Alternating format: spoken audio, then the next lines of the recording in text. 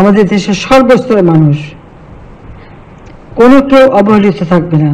আমাদের এখানে ক্ষুদ্র নৃগোষ্ঠী আছে, প্রতিবন্ধী আছে, অটিস্টিক আছে, এবং তাদের সকলেরই প্রতি আমাদের যথেষ্ট সহানুভূতিশীল, এবং তারা যেন সমাজের সব রকম সুযোগ সুবিধা পায়, শিক্ষায় দীক্ষায় তারাও যেন পিছিয়ে না পড়ে, সেদিকে আমরা বিশেষ নজর দিচ্ছি।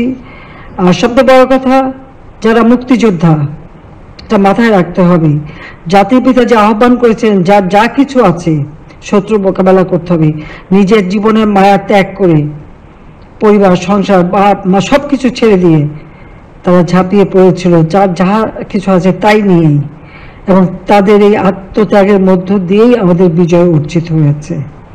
কাজে তাদের সবসময় সর্বোচ্চ সম্মান দিতে হবে। আমি জানি এর মধ্যে অনেকেই হয়তো আমাদের দলের সমর্থন নেই, অন্য জায়গায় চলে গেছেন, বা অনেকের অনেক কিছু থাকতে পারে, যে যেখানে যাক সেটা আমার কাছে বিবেচ্য না। আমার কাছে বিবেচ্য যে তারা তাদের সর্বস্ব ত্যাগ করে, নিজের জীবন দিয়ে, রক্ত দিয়ে, এবং অনেকেই পঙ্গুত্ব বরণ করে এই দেশকে স্বাধীন করে বিজয় এনে দিয়েছে, শত্রুকে পরাজিত করে বিজয় এনে দিয়েছে।